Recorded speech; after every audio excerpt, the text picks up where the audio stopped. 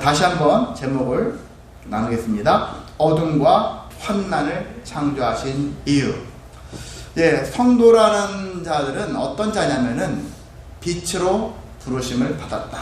이런 표현을 우리가 말씀 속에서 찾아낼 수 있습니다. 빛으로 부름을 받았다. 근데 빛이 누군지는 알겠죠? 정해져 있어요. 빛으로 부름을 받았는데, 그래서 성도는 빛으로 나아가는 삶을 살아야 되는 거예요. 내가 아침에 눈을 떴습니다. 내 인생이 가는 방향이 있잖아요. 인생에 가는 길, 어디를 향해 갈까? 빛으로 향해서 나아가야 되겠구나. 오늘도 빛으로 나아가자. 이런 마음을 가지고 살자는 것이죠. 어둠에 속하지 말고 빛으로 나아가는 삶을 살아야 되겠구나.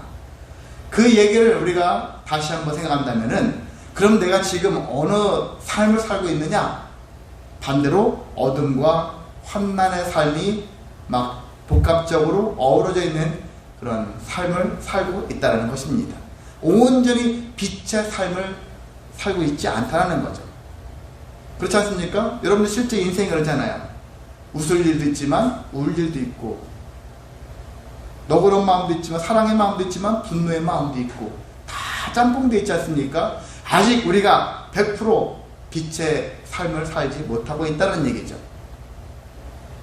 근데 이러한 삶을 돌아봤을 때 과연 왜 그럼 하나님께서는 오늘 우리에게 어둠과 환난에 왜 속하게 하셨을까? 왜 이것들과 함께 살게 하셨을까? 이거 한번 생각해 보자는 것이죠. 그 이유를 말씀 속에 산다면, 첫 번째가 하나님이 어둠과 환난을 창조하셨기 때문이다. 하나님이 창조하셨다는 것입니다. 근데 우리가 생각하면 하나님이 어둠과 환난을 창조하셔? 왜? 우리가 빛을 창조하시고 막 좋은 것만 창조하실 것 같은데 왜 이걸 창조하셨지? 그렇게 생각하는데, 우리가 반대급부로 생각하시면 될 것 같아요. 하나님이 창세기에 보면 빛을 창조하셨죠?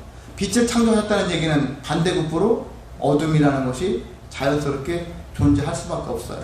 빛이 있으면 어둠이 따라오는 것이죠.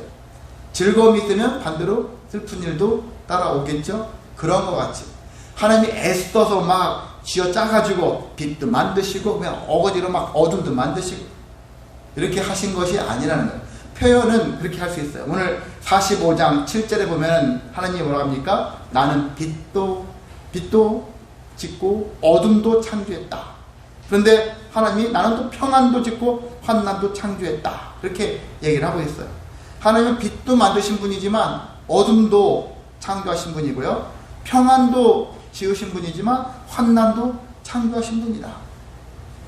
이제 이런 의미를 우리 갖고 노시려고, 우리를 장난감, 우리를 인생을 막 엉터리 이상한 인생을 살게 하셔가지고 우리 갖고 지금 장난하시나?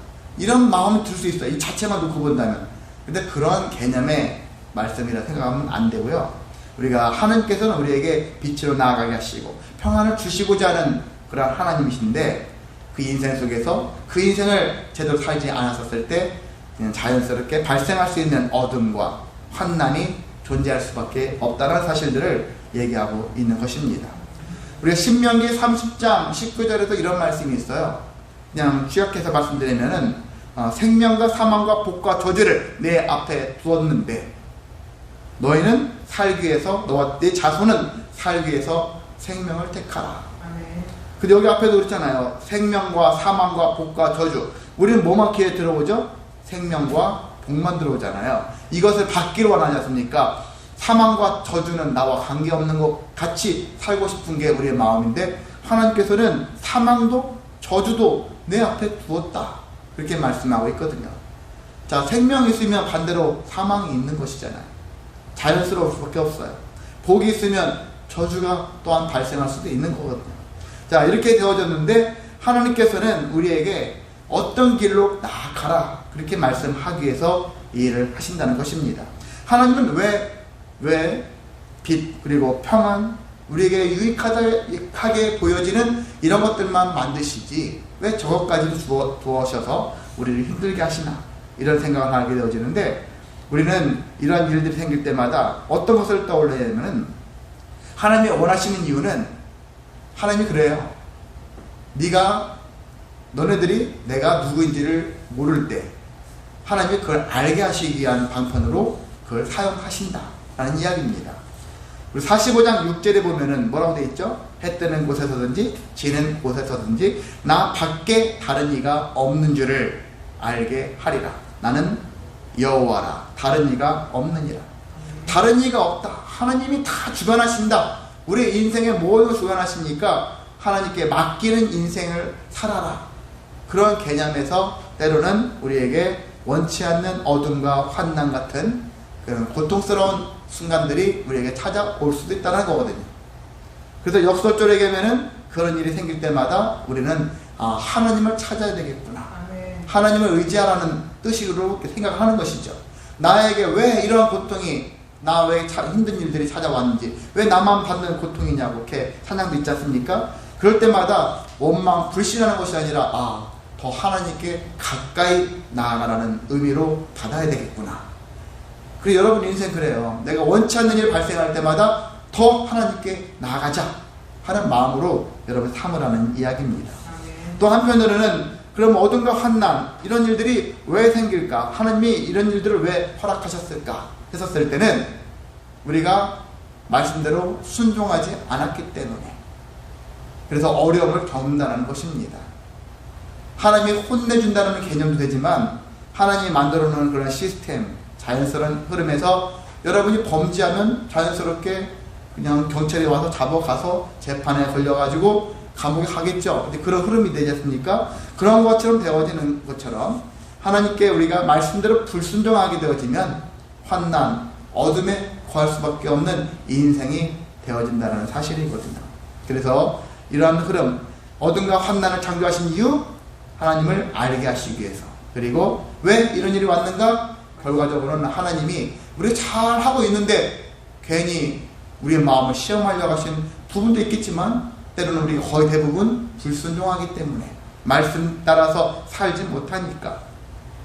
이사야 선지서부터 말라기까지가 이제 선지서거든요. 다 사람 이름이죠. 이상한 이름들 많습니다. 낯선 이름만 다 사람 이름이에요. 선지자들 이름입니다. 근데 이 선지자들이 공통적으로 주장하는 내용들은 거의 비슷해요. 거의 다 비슷한데 뭐냐면은 너희들이 지금 아수르나 그리고 나중에 바벨론, 페르시아 이런 제국들에 의해서 멸망하게 되어지는 이유는 불순종하기 때문에 그러는 거야. 하나님 말씀대로 순종하지 않은 결과야. 하나님을 찾지 않았기 때문에 그래. 하나님께 돌아가지 않고 우리가 여호와께 돌아가자 찬양도 막 하지 않습니까? 다 구약에 있는 말씀에, 선지서에 나오는 말씀들이에요. 여호와께 돌아가자. 우리가 돌아가야 다시 산다. 지난주도 돌아가야 산다. 그렇게 말씀했는데 여호와께 돌아가야 되는데 가지 않는 거예요. 힘들면 힘들수록 하나님을 더 외면하는 인생 살아가요. 근데 하나님을 더 찾아야 된다는 얘기죠. 하나님께 더 가까이 가는 것이죠. 하나님께서 우리에게 그런 마음을 주셨잖아요. 어린아이들 보면 알지 않습니까? 부모가 아이를 혼내면 어린아이들은 어떻게 돼요? 울면서 부모 품으로 더 들어가잖아요. 괜찮습니까? 어린애들을 안 가르쳐줘도 참 어떻게 그렇게 잘하는지. 근데 아이를 좀 먹으면서 부모 혼내면 어떻게 해요? 부모를 더 멀리 도망가죠. 부모에게서 더 멀리 도망가려고. 우리의 인생이 똑같은 것 같습니다. 근데 어린아이들, 아직 아무것도 모를 때, 혼나면 날수록 부모님께, 엄마에게 더 하체고, 엄마 다리를 붙잡고서 엄마한테 더 우는 그런 어린아이의 모습을 차라리 하나님이 더 원하신다는 것입니다. 여러분, 힘들 때, 괴로운 일 있을 때, 내가 어둠에 속했을 때, 그리고 환난에 속했었을 때, 어떻게 해요? 하나님께 더 가까이 나아가려고 하는 마음으로 삼으시기를 소망합니다. 그게 우리에게 이미 하나님이 주신 마음인데, 근데 어느새 머리에 지식이 들어가니까 자기가 잘난 줄 알아요. 그러면서 나의 지식으로, 나의 의지로 해결하려고 하는 마음이 생겨지면서 하나님 필요 없어요. 당신 필요 없어요. 나 혼자 내가 알아서 할 겁니다. 이런 마음이 사람의 마음이라는 얘기예요. 모든 사람이 다 이런 마음이 있습니다. 근데 지혜로운 사람은 본연의 하나님께서 처음부터 우리에게 주신 마치 물려받은 그런 마음들 있잖아요. 자연스러운 마음들, 그런 어린아이 같은 마음도 다시 회복하여서 하나님께 오늘도 가까이 나아가자, 오늘도 돌아가자, 날마다 여호와께 돌아가자. 이와 같은 마음을 가지고 나아가시기를 원합니다. 그래서 우리가 그럼에도 불구하고 어둠에 거하고 있거나 환난 중이거나 그리고 해가 지는 해 있잖아요. 어떤 해가 찬란하게 탁 떠오르는 것. 여러분 1월 1일 날 해 보러 가지 않습니까? 왜 봅니까?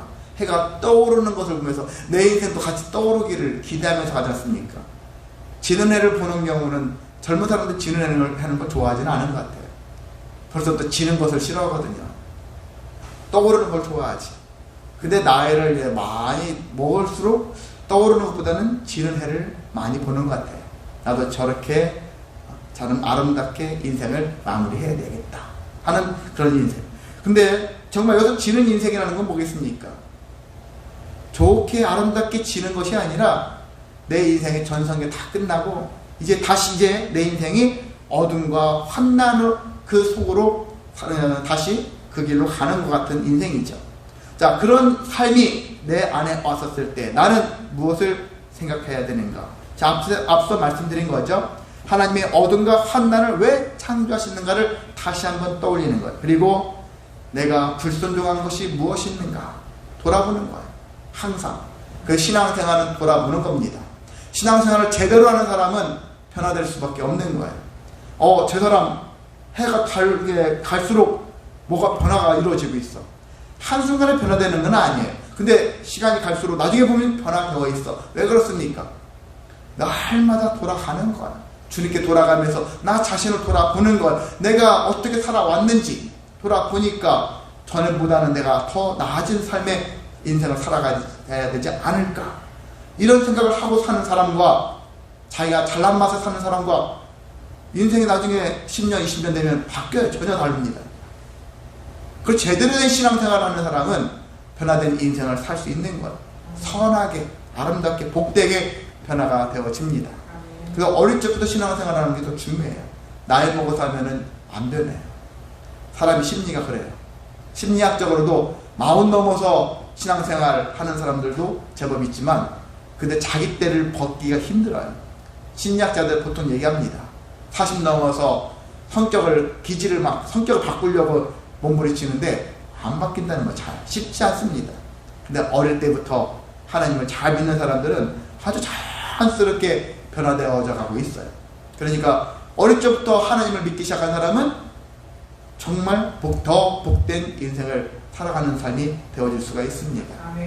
그러니까 나중에 하도 다 하고 늙어서 뒤늦게 그냥 죽기 전에 예수님 믿고 그냥 하늘나라 가면은 내가 인생을 더 재밌게 살았을 수 있었는데 이렇게 생각하는 사람도 있는데 그게 아니에요. 정말 어릴 때부터 태어날 때부터 하나님을 믿기 시작하면서 하나님께 의지하며 살아가는 삶, 그것이 진정한 은혜의 삶이고 변화된 삶이고 정말 복되게 나중에 해가 뜨는 것도 기쁘고 해가 지는 인생을 살지라도 감사할 수 있는 마음이 넘칠 수가 있는 것입니다. 그래서 오늘은 어떤 얘기냐, 어둠과 환난을 창조하신 이유, 이 이유에 대한 부분들을 이것을 중심으로 3가지 이유를 함께 나누고자 합니다. 그 첫 번째는 뭐냐면요, 어둠과 환난은 어떤 유익이 있느냐면은 사실 믿음이라는 것은 어둠과 환난이 있었을 때 어둠이 환난 가운데서 성장한다 라는 얘기예요. 믿음도 성장해야 되잖아요. 처음에 작은 믿음, 겨자씨 같은 그런 작은 믿음이 내 안에 들어올 때 겨자씨 같은 믿음만 가지고 살 수는 없는 거죠. 내가 해가 다르게 바뀌어질수록 점점 성장하는 믿음, 이 성장하는 믿음이 있는데 그 믿음이 언제 성장할까? 잘 보니까요, 이런 어둠과 환난 속에 거했었을 때 믿음이 성장해가는 것들을 많이 볼 수 있다는 사실입니다. 그래서 저희가 아는 어떤 부분이 있어요. 어떤 부부가 있는데 재판에 걸려 있고 그래서 나중에 형까지 받았고 집행유예까지 받았고 그래서 사회봉사명령도 떨어졌고 교육도 받고 막 이런 일련의 과정들을 밟고 있는 가운데 재판이 한번 걸리면은 단기간에 1, 2개월에 끝나는 게 아니거든요. 1, 2년 넘게 걸리거든요. 그 사이에 참 삶이 피폐해지고 고통 속에 있고 모든 게 다 무너질 것 같은 삶 속에서 그래도 그 여자분이, 그 아내분이 뭘 했냐면은 그 고통의 시간 속에서 시편을 썼다라는 거예요. 예. 타자로 이렇게 워드를 쳐가지고. 근데 영어로 썼대요. 영어로 하는데 한쪽에는 한글, 성경 두 가지를 딱 놓으면서 치기는 영어로 치면 한글도 보면서, 자, 한글로 된 것도 보면서 했는데 쭉 시편을 쭉 하다 보니까 시편 이야기가 내 얘기네 라는 얘기를 발견하는 거예요. 시편 속에서 수많은 사람들 있잖아요. 이렇게 어둠과 환난 속에서 자기들이 어떤 일을 하는데 억울한 면이 많아요. 여러분 재판할 때 재판 결과가 딱 나온 그것이 모든 게 다 그대로의 결과가 아니에요. 사실상 억울한 면들도 많이 있습니다. 사실 검사와 변호사가 서로가 협의하는 것도 있어요. 죄를 형량을 자기들끼리 협의하는 것도 있어요. 이건 그냥 우리가 했다고 해줄게, 인정할게, 그 대신 이거는 할게, 빼라, 뭐 해라, 조율을 하는 것도 없지 않아 있을 수 있어요. 이제 그런 부분이 있어요. 우리가 그냥 남들이 누가 그랬대 하면 저 사람이 아유 저렇게 이런 식으로 할 수 있는 게 아니라는 거예요.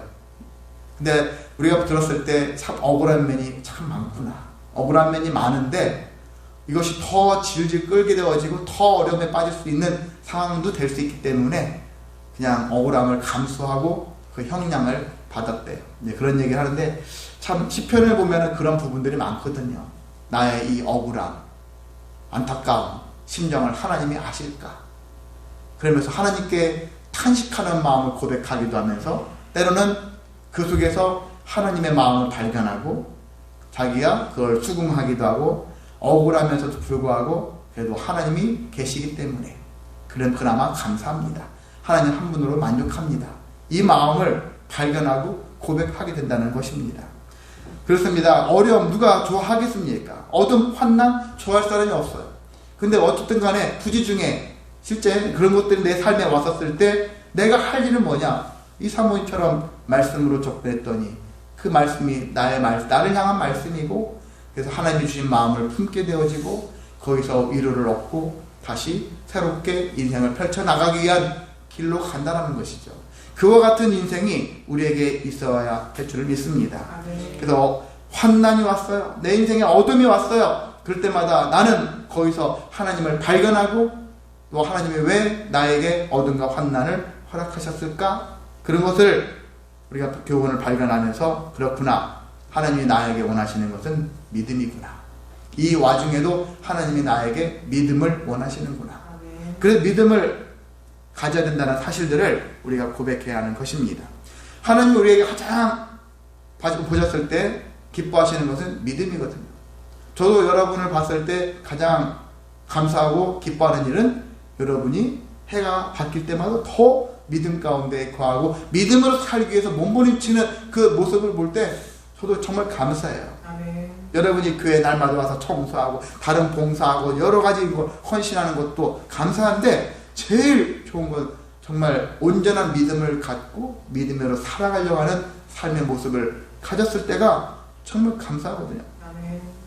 하나님도 그런 마음으로 우리를 지켜보실 거라고 생각이 듭니다. 그래, 더욱 내가 믿음 가운데 거야겠구나. 그래서 저는 그렇게 생각해 봤습니다. 우리의 믿음은 어디서 태어나냐면 빛에서 태어나요. 빛에서, 빛이라는 곳에서 어둠이 태어나고요. 그리고 우리의 믿음은 어디서 성장할까?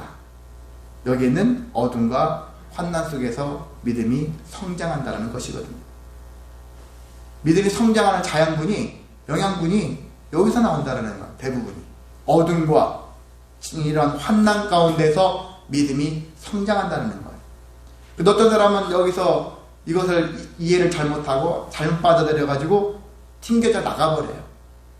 어둠과 환난을 창조하시고 나에게 이걸 허락하신 하나님이 미워 하면서 하나님으로부터 멀어지는 것이죠. 근데 이것을 끝까지 더 하나님께 가까이 나가고자 하는 사람들에게는 하나님을 발견하고 하나님의 마음을 아는 사람들은 더 큰 믿음으로 성장해 가는 것을 볼 수 있습니다. 근데 한편으로는 그냥 아이러니한 것인데 우리는 기도할 때 간구할 때 하나님 저를 형통하게 해주세요. 잘 되게 해주세요. 뭐든지 잘 되게 해주세요. 그래서 잘 됐어요. 근데 잘 되고 나니까 어떤 일이 발생합니까? 하나님을 떠나게 되어지는 일들이 많아요. 오히려 그러니까 믿음은 다른 세상의 삶은 더욱더 화려해지고 형통해지는데 내 믿음은 오히려 어둠과 환난의 모습으로 바뀌어진다는 얘기예요. 반대죠. 그러면 우리가 더 바울이 그랬는데 내가 은혜를 더 풍성하기 위해서 죄를 더 지어야 되는가? 죄가 많을수록 은혜도 풍성해진다. 바울이 그런 고백을 했거든요. 그럼 반대로 우리 생각하는 거예요. 그럼 내가 믿음의 성장을 위해서 나는 더 어둠과 환난을 많이 거해야 되겠구나. 내 인생은 모든 게 다 어둠이야. 내 인생은 모든 게 환난이야. 이렇게 그 인생을 주십시오. 저 믿음이 성장해야 되니까. 이런 것도 또 맞지 않는 거예요.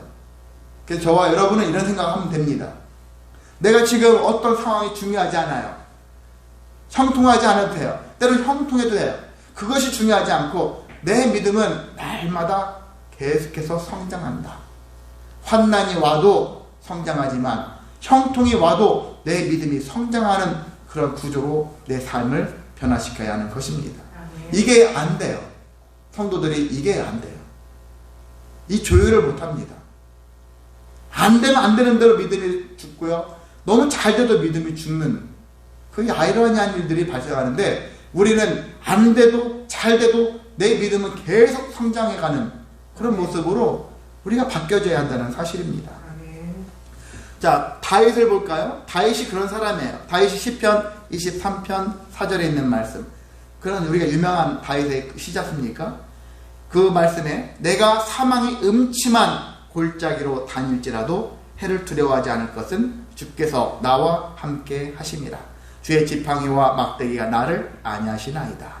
이런 고백을 했는데 내가 사망의 음침한 골짜기로 다닌다라는 것, 이게 어둠과 환난 속에서 지금 내가 거하고 있다는 거예요.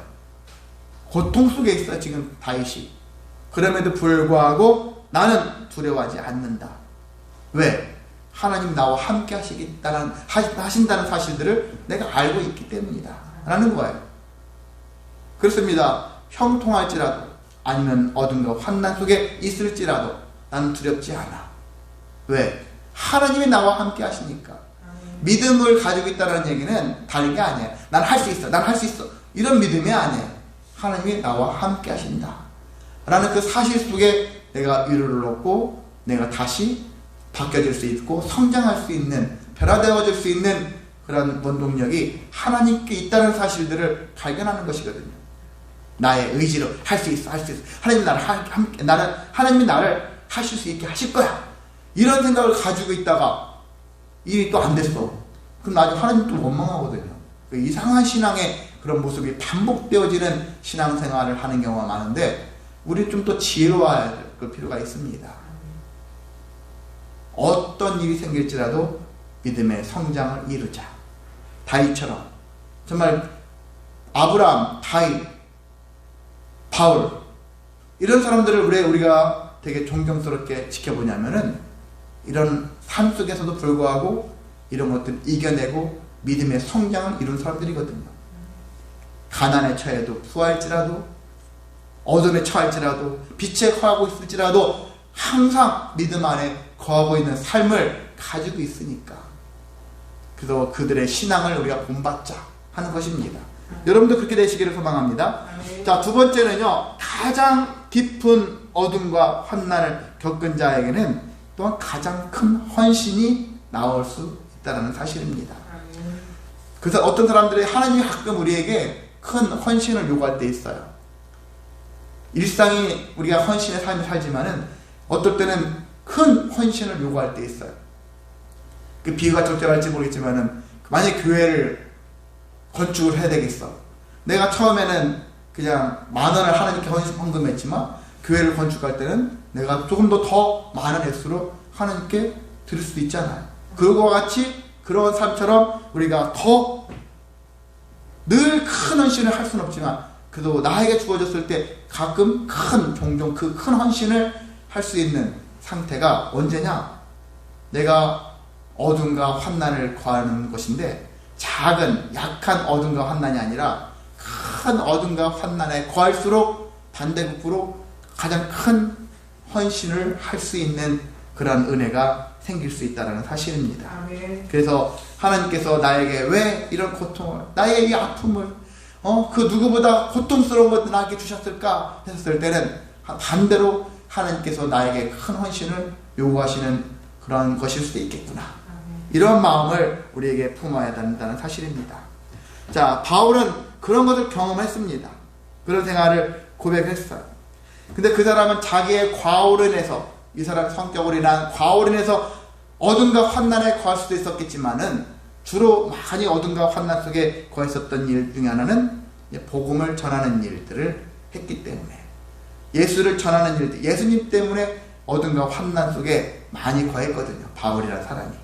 그런데 그럼에도 불구하고 바울은 더욱더 더 큰 헌신을 위해서 준비했던 것을 볼 수 있습니다. 자, 바울의 고백을 보겠습니다.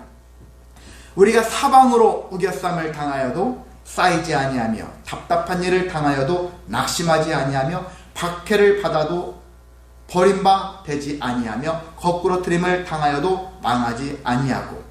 고린도후서 4장 8, 9절에 있는 말씀인데요, 바울이 지금 자기 상황을 얘기한 거예요. 내 삶을 한마디로 우겨쌈을 당했어요. 다 핍박당한 거예요. 지금 답답한 일을 당했고, 낙심할 일도 있었고, 버림바 또 거꾸로 틈을 당하는 것들이 엄청 많이 있음에도 불구하고 나는 다 버텨냈고 견뎌냈다 라는 것을 고백하고 있는 거예요. 그건 나 잘났다 고백하는 것이 아니라, 왜 이런 일이 나한테 있었을까? 하나님이 나를 그렇게 이기게 하셨기 때문이다. 믿음의 고백을 하면서 또한 어떤 고백을 하냐면은 바울이 더 큰 헌신을 하는 거예요. 그 당시에는, 바울 당시에는 유대인이 아니라, 이스라엘 사람들이 아닌 다른 나라 사람들한테 복음을 전하는 것은 아니었어요. 우리는 선민이야, 하나님이 우리만 사랑하시고 우리만 자녀 삼으셔. 유대인들 사고가 이런 사고였어요. 이방인들, 다른 나라 사람들은 하나님께서는 자녀 삼지 않아, 이런 사고를 가졌던 사람들이에요. 근데 바울이 그건 아니다 하는 거죠. 하나님의 계획은 너희를 먼저 자녀로 삼고, 너희를 바탕으로 주변 나라를 더 확대해서 많은 온 인류가 다 하나님의 백성이 되어지는 것이 하나님의 계획이라는 것을 바울이 알았던 거예요. 근데 보니까 이방인들을 위한, 이방인들에게 전도하는 사람이 없는 거예요, 당시에. 그래서 바울이, 그럼 내가 이방인들에게 복음을 전하는 최초의 사람이 되어야 되겠구나. 그래서 바울이 이방인들을 향해서, 나는 유대 이스라엘 땅을 떠나서, 그래서 고린도 지역으로 해서 지금 이탈리아, 로마, 나중에 스페인까지 갈 계획을 가지고서 바울이 계획을 세우면서 계속 전도 여행을 하고, 가는 곳마다 교회를 세우고 많은 개척 교회를 세웠던 것이죠. 그런 사역을 했어요. 근데 이게 무슨 뭐가 있다고 그걸 합니까?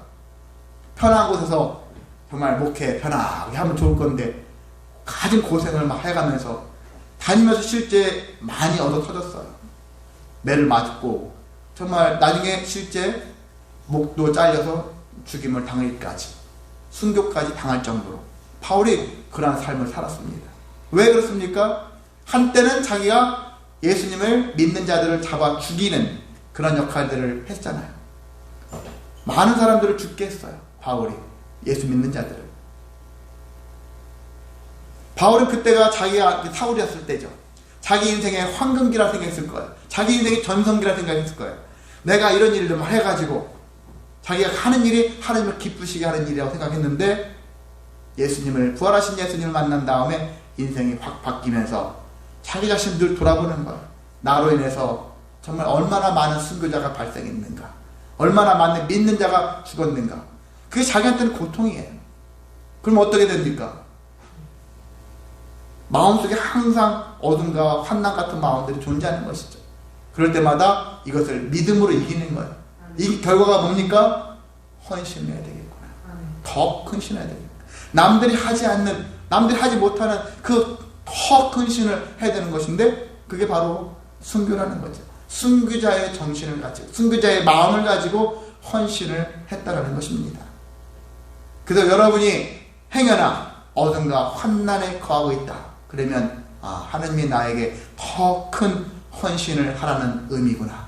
이렇게 여러분이 마음을 가지시기를 소망합니다. 자, 더 큰 이러한 일들은 사실 예수님에게서 찾을 수 있죠. 예수님이 어떤 분이십니까? 이 땅에 오셔가지고 몇십 천대를 받고 십자가에 못 박혀 돌아가셨지 않습니까? 그 일들을 생각할 때 예수님이 바울보다 더 큰 헌신한 것, 더 많은 몇십 천대를 받으면서 사실 신이 인간이 되어지는 것은 어떻게 보면 저주받은 인생과 같은 그런 모습이에요. 정말 엄청 낮아진 거거든요. 박탈당한 거니까. 신의 지위가 박탈된 거니까. 그리고 인간이 되어져서 이 땅에 오셨는데 거기에서 처음에는 막 복음을 전하고 병도 고치고 귀신도 쫓아냈을 때 사람들이 환호하는 사람도 많고 그랬는데 정작 십자가에 못 박혀 돌아가시는 그 과정 속에서는 많은 사람들을 다 떠나버리고 오히려 예수 믿는 자들이 예수가 아니죠. 하나님을 안다가는 사람들이 예수를 욕하고 저주하고 비난을 능욕하고 침뱉고 때리고 온갖 못된 짓들을 많이 했죠. 자, 이렇게 수많은 일들을 했는데 예수님께서는 그 모양새는 어둠과 환난에 거하셨잖아요. 그런데 이 일들을 경험하시면서 오히려 부활하시면서 하나님이 어떻게 하셨습니까? 좀 빌립보서 2장을 여러분이 많이 읽으셔야 돼요. 2장 1절부터 11절까지인가? 거기에 하나님이 계획과 예수님이 오셔서 하신 일들이 정말 놀랍게 있고 우리가 어떻게 살아야 되는 것인가를 빌립보서 2장에서 참 적나라하게 드러나 있는데 그것을 통해서 여러분이 복음을 찾으셔야 돼요. 복음, 이게 복음이구나. 하나님이 우리에 대한 계획이 여기 있구나. 그 마지막 계획이 뭐냐면은 예수를 우리가 왜 예배를 해야 됩니까? 내 아들 예수가 너희를 위해서 십자가 못 박히는 큰 희생을, 큰 헌신을 한 결과가 우리에게 예배를 요구하고 있다는 얘기거든요. 그렇지 않습니까? 하나님 아버지는 아들을 높이셔서 우리가 예수의 이름에 무릎을 꿇고 예수님을 주라 시인하고 그래서 하나님께 영광을 돌리게 하셨느니라. 빌립보서 2장 11절인가의 말씀이거든요. 여러분이 지금 하나님께 나오는 것은 제 앞에 나오는 게 아니거든요. 하나님께 나아가는데 어떤 마음으로 예수님이 나를 위해서 큰 희생을 하셨구나. 큰 헌신을 하셨구나. 그 결과로 내가 구원받은 자가 되었구나. 그래서 예수님 찬양을 하는 거예요. 예수님을 높입니다. 그랬을 때 하나님이 기뻐 받아주신다는 얘기거든요. 예수님, 내 아들 예수를 높였었을 때 하나님이 기뻐 받아주신다는 이야기거든요. 자, 이렇게 어둠과 환난을 겪은 자에게서 가장 큰 헌신이 나온다. 다시 한번 강조하지만 이런 삶에 여러분이 어둠과 환난에 갈수록 하나님께 더 헌신을 하자. 헌신하는 삶을 살자. 이와 같은 고백을 행하시며 순종하시기를 소망합니다. 아멘. 자, 세 번째, 어둠과 환난 속에는 무엇이 있다고요? 보화가 있다는 것입니다. 여러분 보석함 같은 것 보면 어디에 있어요? 어두운 곳에 보관하잖아요. 밝은 곳에 둡니까? 누구나 보는 곳에 둡니까? 나만 아는 곳에 보관하는데 대부분 나만 안다는 곳은 어두운 곳에, 서랍장 안에 있든지 금고 안에 있든지 다 어두운 곳에 있어요. 그렇잖아요. 희한하죠. 그런 어두운 곳에 많이 숨겨져 있는데 옛날에 이스라엘 사람들이 예루살렘 성전을 지었을 때도 그렇고 그 안에는 성소가 있지만은 지성소가 있어요. 또 지성소는 아무도 못 들어가요. 대제사장이 1년에 딱 한 번 7월 14일 대속죄일을 해가지고 그때만 한 번 딱 들어가는 것. 가장 어두운 곳인데 거기에는 법궤도 있고 하나님이 임재하는 곳이다 하는 곳인데 가장 어두운 곳에 가장 귀한 분이 존재하고 있는 그런 놀라운 일들이 있는 것이죠. 자, 이사야서 45장 3절이 있어요. 찾아볼 수 있습니까? 45장 3절에 보면은 어떤 말씀이냐면 너에게 흑암 중에 보화와 은밀한 곳에 숨은 재물을 주어서 이런 말씀이 있어요. 보화와 재물이 어디 있습니까? 흑암 중에 있고 은밀한 곳에 있어요. 한마디로 어두운 곳에 있어요. 어두운 곳에 존재하는. 근데 이것을 왜 어두운 곳에 뒀느냐 했더니 나 여호와가 이스라엘의 하나님인 줄을 내가 알게 하기 위해서다. 이 또한 여기서 말씀드렸잖아요. 우리가 생각할 때 지금 제가 어둠이라고 했지만은 우리가 이게 시각적으로 깜깜한 것을 생각했겠죠? 근데 우리 인생살이를 놓고 봤을 때 어둠, 빛이 없는 곳, 그리고 환난, 어둠과 환난을 같이 생각하시면 될 거예요. 이런 상태에 우리가 인생을, 왜 우리에게 어둠과 환난의 인생을 허락하셨습니까? 라고 물었을 때 하나님께서는 어떻게 또 말씀하시냐면 너에게 보화를 주려고, 너에게 재물을 주려고. 하나님이 우리에게 그렇게 말씀하신다는 거예요. 그러면 우리에게 보화를 주신다고요? 우리 생각할 때는 돈을 생각하겠죠. 돈, 재물, 실제. 나에게 건강을 주신다고? 이런 생각하겠죠. 나에게 좋은 인간관계들을 주셔가지고 내 인생을 평탄하게 주시려고? 이런 생각을 먼저 할 거예요. 그런데 우리가 그것도 주시겠지만요, 가장 중요한 것을 주시는데 그게 누굽니까? 제가 처음부터 막 하고 싶어서 입에 근질근질 참았는데 그 빛이 누구예요? 보화가 누굽니까? 재물이 누굴까요? 예수 그리스도시다. 내가 어둠과 환난에 속했을 때 하나님이 우리에게 주시는 것은 예수님이라는 거예요. 아멘. 근데 우리는 환난에 속해 돈에 시달리면 돈을 주십시오. 건강이 없으면 건강을 주십시오. 이것을 고백하고 이것을 간구하지 않습니까? 이게 맞긴 해요, 사실. 그렇죠? 돈 없으면 돈을 구해야 되겠죠. 근데 하나님이 우리에게 원하시는 것은 마태복음 5장에도 먼저 그의 나라와 그의 의를 구하라 하지 않습니까? 먼저 구해야 될 것이 뭐냐? 빛 대신 예수 그리스도. 빛 대신 것을 먼저 구하라는 거예요. 그분이 나의 것이 먼저 되어라 하는 것이죠. 그분의 소중함을, 그분이 나에게 귀한 보화인 것을 네가 아느냐? 그게 예수 그리스도가 너의 인생에 귀한 은밀한 곳에 숨겨 감추어진 재물인 것을 네가 아느냐? 다른 것은 다 잃어도 예수님만 잃을 수 없습니다. 왜? 나에게 정말 보아하니까, 나에게 귀한 재물이니까. 이런 마음을 가지고 살아야 되는데 우리가 앞서 말씀드린 것처럼 어려움이 생겨요. 어둠과 환난이 와요. 그러면 이것부터 버려버려. 안 쓸데없어. 버려버려. 여러분 가끔 뉴스에 그런 거 보죠? 어떤 사람, 옛날 유명한 사람이 그린 건데 골동품에서 발견해가지고 돈 몇천 원에 사가지고 집에 걸어놨던 것인데 이게 몇백 원짜리래. 그런 거 들어보셨죠? 피카소가 그린 거래. 뭐 로댕이 그린 거래. 뭐 이런 식으로 해가지고 밝혀져가지고 그냥 어디 저기 구석에 있어가지고 몇천 원, 몇만 원에 거래되는 것들이었었는데 그것이 유명한 작가가 그렸던 그림이라는 거예요. 마치 이와 같습니다. 우리는 어려움이 생기고 환난에 처하면 예수라는 분을 헌신자 버리듯이 그냥 내 안에 귀찮은 존재예요. 야, 집안 정리하는데 그냥 버리자. 제일 먼저 버려요. 큰 과오를 범하고 있는 것입니다. 가장 귀한 보물을, 가장 귀한 재물을 제일 먼저 버리는 어리석음이 우리 안에 있다는 것이죠. 그래서 우리는 알았으니까, 이제 알았으니까 내가 어둠과 환난 속에 속하고 있으면 다른 건 다 버릴지라도 오히려 예수 그리스도라는 보화와 재물만큼은 버리지 말아야겠다. 아멘. 이와 같은 마음을 가지고 살아가시기를 원합니다. 아멘. 자, 예수님이 왜 우리에게 보화냐? 이미 알잖아요. 예수님은 환난, 어둠을 이기신 분이에요. 그 경험이 있으신 분이기 때문에 그분이 나에게 함께 하시면 나도 지금 어둠과 환난 속에 속한 삶을 이겨낼 수 있는 힘을 주신다는 거예요. 세상이 줄 수 없는 평안을 주님이 우리에게 주신다는 것입니다.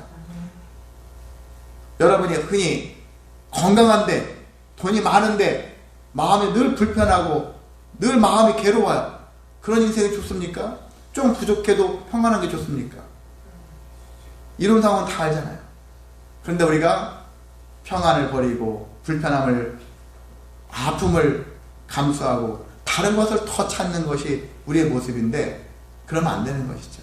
우리는 끝까지 보화이신, 재물이신 예수 그리스도를 찾는 가운데 계속 형통함이 누려져도 계속 또 찾고, 앞서 말씀드린 건 다시 반복하는 거에 지나지 않겠지만은요, 그래도 가난할지라도 부할지라도 힘든 일이 있을 때 형통할지라도 예수 그리스도만큼은 가장 귀한 것으로 알고 살아가는 삶이 진짜 믿음의 삶이라고 볼 수 있고요. 그리고 어딘가 환난을 이길 수 있는 소망이 되어질 수 있다는 사실들을 기억하시길 소망합니다.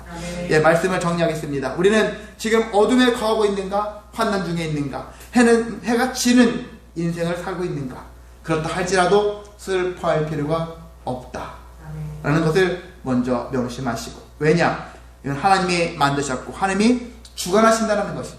하나님이 만드셨다라는 이야기는 하나님이 주관하신다는 얘기예요. 그리고 내가 하나님께 가까이 나가면 하나님이 인도하신다는 거예요. 하나님이 가까이 나가는 사람을 멸망의 길로 인도하시겠습니까? 그러니까 여러분이 망하지 않기 위해서는 하나님께 가까이 가자. 이와 같은 고백을 하시길 원합니다. 또한 이렇게 하기 위해서는 어떻게 해야 되냐면은 50장 10절과 11절에 있는 말씀이죠. 간단하게 하면은 우리가 어떤 삶을 살아야 되냐? 날마다 하나님을 경외하며 살자. 하나님을 경외하는 거예요. 하나님을 떠올리, 하나님 마음을 알기 위해서 하나님을 존중하고 살아가는 것이죠. 그리고 하나님의 종의 목소리를 청종해야 된다. 하나님이 여러분한테 직접 말씀도 하시겠지만 저처럼 목회자를 통해서 아니 말씀을 많이 제대로 이해하고 있는 사람 통해서 말씀을 들려주시지 않습니까? 그럴 때 그 말을 듣자는 거예요. 하나님의 뜻이 그렇구나. 그럼 내가 저렇게 순종해야지. 오늘도 제 만약에 말씀 들었다면은 제가 물론 인간적인 설교했다면 그건 버리시면 됩니다. 근데 하나님의 말씀에 합당한 설교를 했다면, 맞다면, 인정했다면 그 말씀대로 순종해야지. 이러한 모습으로 살아가야 되는 것이고요. 그리고 가장 우리가 하지 말아야 될 것이 50장 11절에 있는 말씀이거든요. 11절에 있는 말씀, 여러분이 언뜻 보면 좋은 말씀 같죠? 어떤 의미냐면 불 피우는 얘기하고 있어요. 햇불 얘기 나오고 있는데 너희가 중간에 보면 너희가 피운 햇불 가운데로 걸어갈지어다 했는데 이게 좋은 의미, 이것만 딱 놓고 보면은 좋은 것 같이 느껴지지만 그게 아니에요.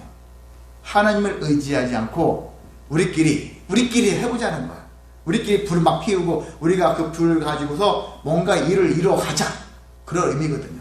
근데 제일 마지막에 뭐예요? 너희가 고통이 있는 곳에 누우리라. 너희도 한번 그렇게 해봐.